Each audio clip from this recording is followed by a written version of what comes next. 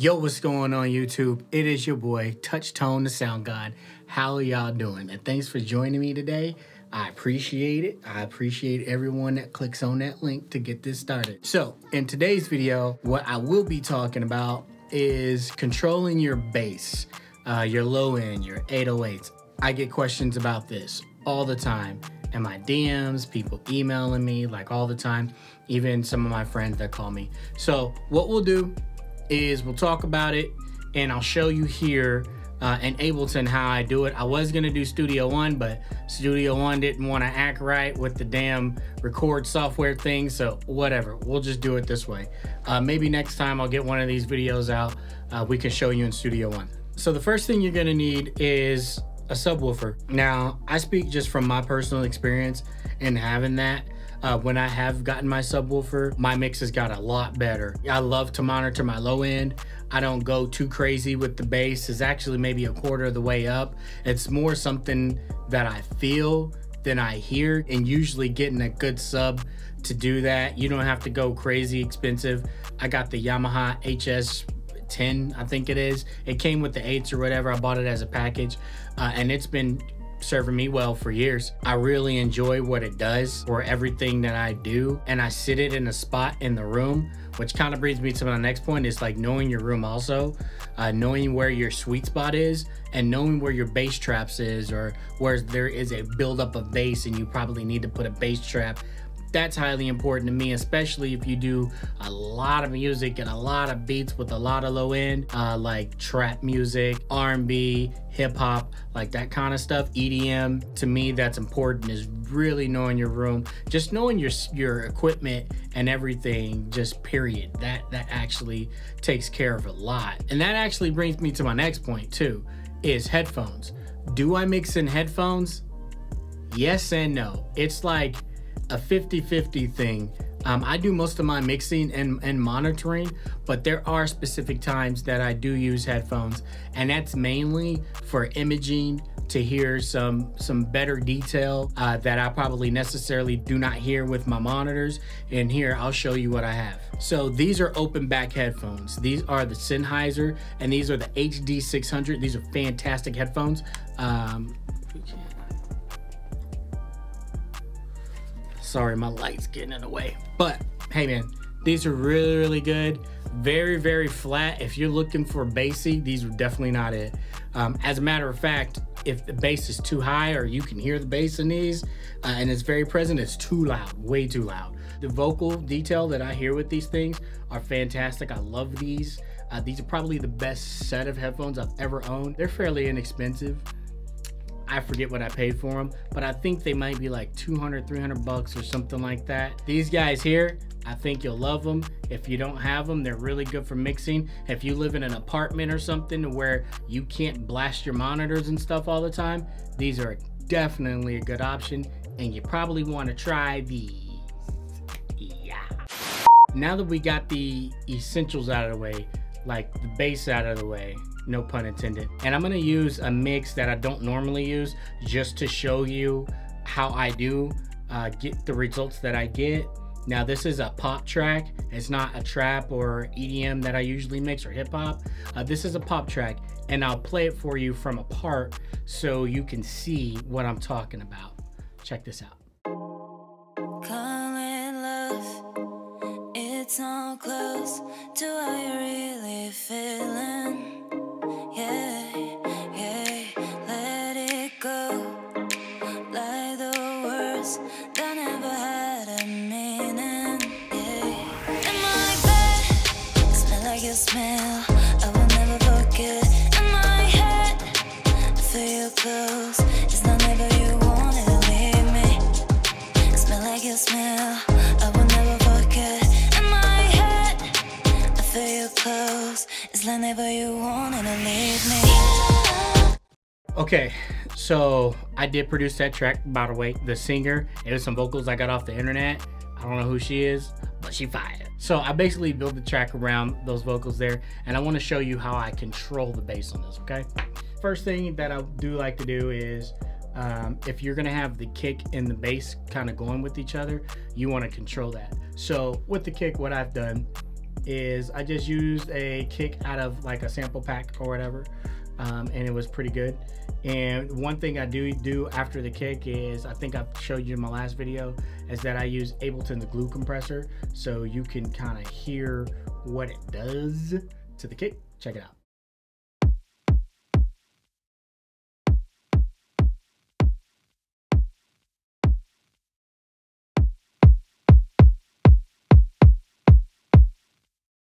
Like, that's way out of control for me, especially for this song. I'm not going for a heavy kick, you know what I mean? And then you put it back on.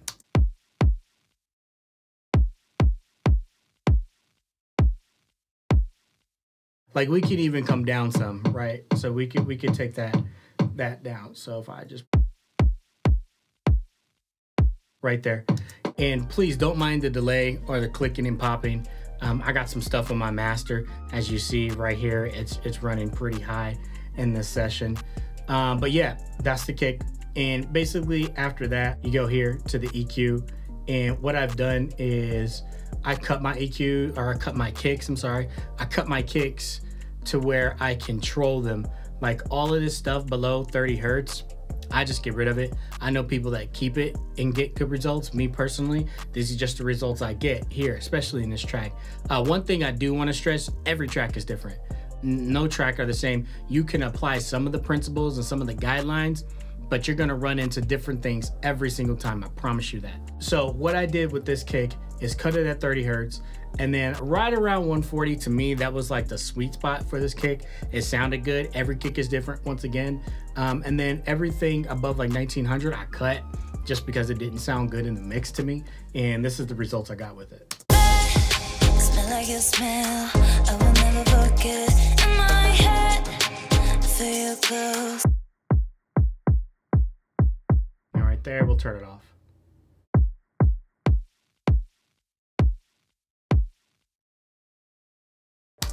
So did you hear where the control came to, where when I took the EQ off, it was like plat, plat, plat, and it had like all this noise in it? I like the meat of that kick, but I didn't like the rest of it. So I just cut it out and made it work for me. And then last thing I did was it got a little flat. So I think we all can agree on that. So what I came here and did is the DS10. This is one of my favorite things in the world to use, is the DS10.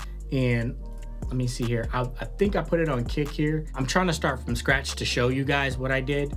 And all I did was just add some attack to this guy. So check it out.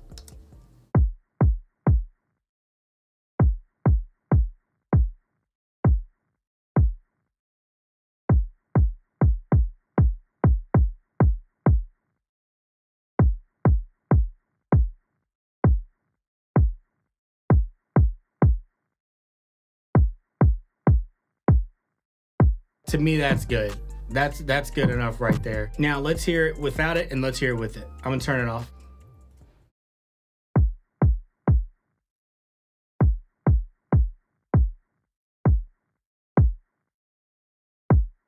Right there, I love that. Like, it's not overbearing, it's not right in your face, it's subtle, but that makes a huge difference in the mix. And let's hear it in the mix. Smell like your smell, I will never forget. In my head, I feel you close. It's not never you wanted to leave me. Smell like your smell, I will never forget. In my head. Now, I don't know if you heard that. It does take some seasoned ears sometimes to hear some of the things that, when you're a high-level engineer, just the subtle moves, you do have to train your ears for some of this. Engineering is one of those professions where I think experience trumps talent every time, every single time. And you can be a talented engineer, but there are just certain things that experience just trumps every single time. So with that, it was very subtle. If you didn't hear it, play it back, listen through headphones. That might help, depending on what you're using. You definitely don't want to be using a phone with this at all. But let's move on to the bass. So the bass was a sub bass that I used. I forget what I used again. I bounced it. I always bounce my stuff. What I did was use a sub bass. I'm pretty sure I used Contact for it. I think it might have been like 808 Warfare or something like that. No, actually, it was Serum. I used the bass from Serum. This is how it originally sounds without anything.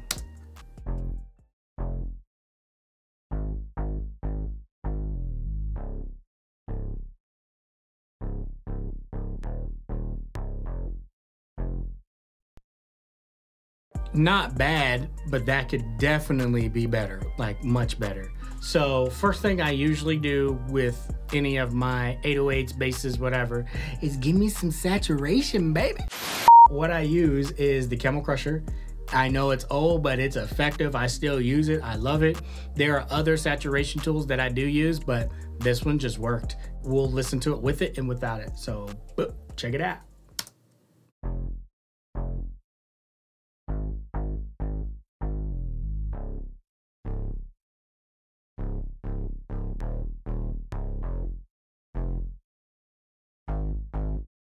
So that's the difference there. And if you're seeing a delay in the screen or seeing a delay when I kick, I got a ton of stuff on my master here that is just pushing some delay. So don't worry about that. But I'm sure you heard that, right? Like it just kind of gives it like this little saturation. Now let's hear it with this song and without it. Smell like your smell, I will never forget. In my head, I feel you close. It's not never you wanted to leave me. So if you're like me, you're like, where the hell is the bass? I can't even hear it. That's the point. So when I mix bass, I mix low. Now I have a whole different mixing process, and I'll show you that in another video of how I got to this. But once I add everything on there, you'll see what I'm talking about. Just hold on, stay with me. All right, so the next thing I'm gonna do is I'm gonna widen this bass just a tad. And the thing that I like to widen it with is this guy right here. That is the Berserk from Waves. This is a really good plugin, another saturation tool. You'd be like, well, why are you doing 2 saturations? Because that's how I get to the sound. Like there's no rules to this stuff, you know what I mean? So check it out. This is with it. Well, I'm sorry, without it.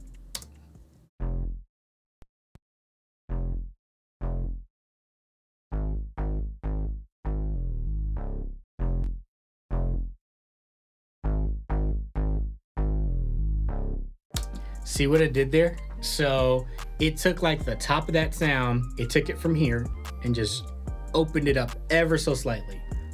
Not too much, but it's letting that a little bit more character pop through. Check it out one more time.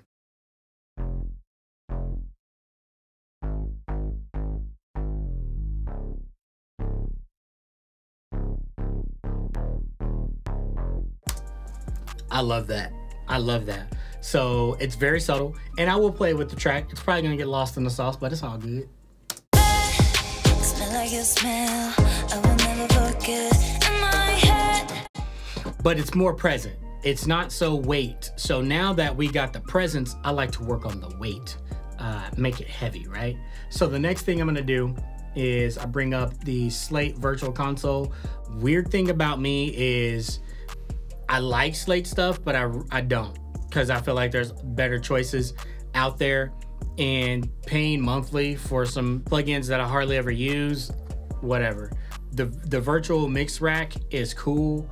I like it. I like the Air EQ in it, and I'll tell you why here in a second. It's the Air EQ, the Earth one, and what it does is it adds like this weird weight to it, and I love it. So check it out.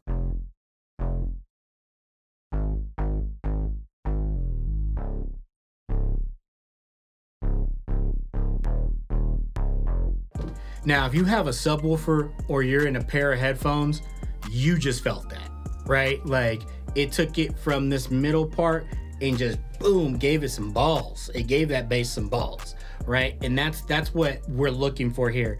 Now that we're past the character, let's make it heavy, right? Without being too intrusive. So check it out one more time.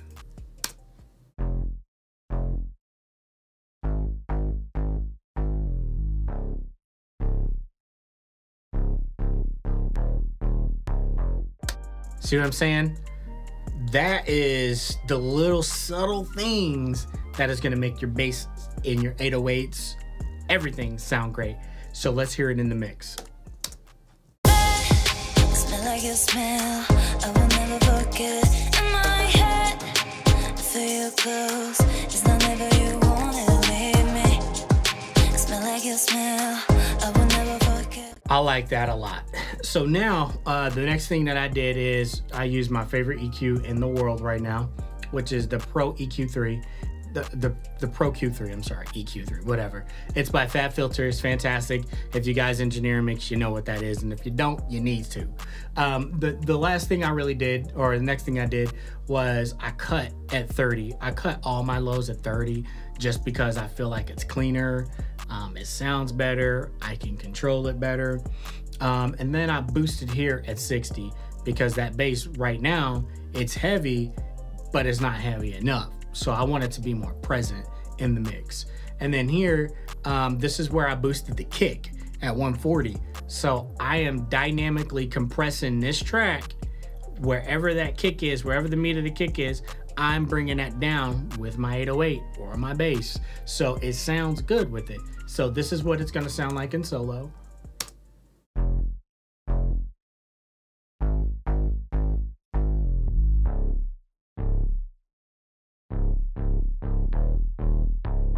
But yeah, see what it did there? I forgot to mention that I did cut off above 4K on this to just control it a little more, and I didn't want it getting in way of the vocals and all the high-end stuff up there. I left that.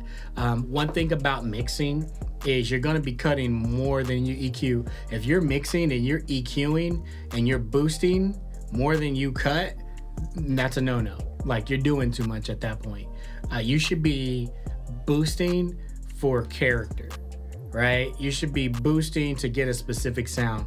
You should be cutting to control and EQ properly.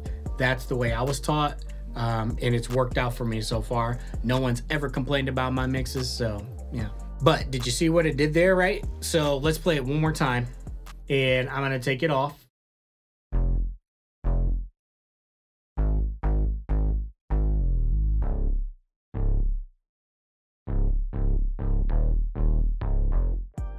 Yeah, I like that. So let's play that with the mix. Smell like your smell, I will never forget. In my head, I feel you close. It's not never you wanted to leave me. Smell like your smell, I will never forget. In my head, I feel you close. Once again, I recommend listening to headphones, but that's great. That's great. We're getting there. We're getting there. So the next thing I did, and some people are against it, most I know are for it, is I did some sidechain compression, and I used the Ableton compressor, just the regular one. So every time the kick hits, the 808s or the bass ducks just a tad, and to me, you get a cleaner sound. Once again, it's subtractive EQing basically, or subtractive compressing at this point. But check it out. Smell like your smell, I will never forget.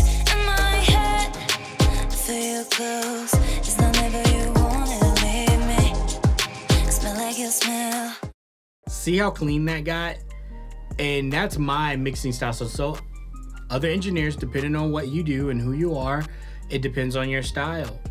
I am the type of engineer, I like my stuff clean. Like I like a clean mix. And if I want to add grit or saturation to it, I can do that afterwards, but I like a clean mix. So did you hear that? I hope you did. If you haven't, check that out in headphones or run this back on a good pair of monitors. Let's listen to it one more time. Smell like your smell, I will never forget. In my head, I feel you close. It's not never you wanted to leave me. Smell like your smell, I will never forget. That is heaven to my ears. Now that track is controlled. Now it's controlled. So next thing that I like to do is I'm gonna add a little bit more compression here on the end of the bass, just to tame it, because it's peaking a little bit, but not too much, and I like to control it. And I'm just using the LA2A from UAD. It's fantastic. It's an opto compressor. It's gonna do what I need it to do, especially for this bass. I use this on a lot of my basses, or even my 808s, honestly. But check it out. Smell like your smell, I will never forget. In my head, I feel you close. It's not never you wanted to leave me. Smell like your smell, I will never forget. So So all that did, I felt like that added a little bit more control and added a little bit more weight. I added more weight without adding too much more dynamic range or too much dynamics to where it's going to be pushing you past zero or anything. This is, to me, this is a great workflow. I get great results with it. Let's hear it one more time. Smell like your smell, I will never forget. In my head, I feel you close. It's not never you wanna leave me. Smell like your... It got a big boy bass on there. It got a big boy bass on there. You know what I'm saying? I love that whole setup there. And the last thing that I do is, to me, now, it depends. This track I felt like could use it is a widening technique on an 808, on a bass. Well, what are you doing? What I think sounds right, and it sounded right. So the widener that I'm using is by Infected Mushroom. They make some really good plugins. This, to me, is key for this track. And it's, once again, it's very subtle. If you push your widener too much to where you can audibly hear it, you're doing way too much. Kick back. Check this out. Smell like your smell, I will never forget. In my head, I feel you close. It's not never you wanna leave me. Smell like your smell, I will never forget. In my head, I feel you close. So you see what it did there? Once again, please be using headphones or a great pair of monitors, but that just opened it up ever slightly so bit, but it's enough to where it makes a big difference in the mix to where everything else can just live inside this mix. So check it out. Smell like your smell, I will never forget. In my head, I feel you close. It's not never you wanna leave me.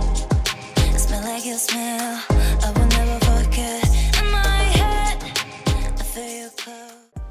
Oh, by the way, make sure y'all go check my Spotify out. Make sure you go stream that. I got some new tracks I'm gonna put up here in the screen somewhere. I'll put like an overlay of the new tracks that I did put out. I sampled some anime and I did some lo-fi tracks, and they are doing fantastic. So I'll put that up there, and I hope you guys really enjoy what I did. I had a lot of fun making that stuff, and I just want to share it with you. Please smash that like button, subscribe to the channel.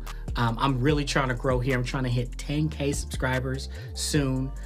So yeah, I appreciate all the support and love you guys have been showing me so far. It's fantastic. Make sure you hit that notification bell. And yeah,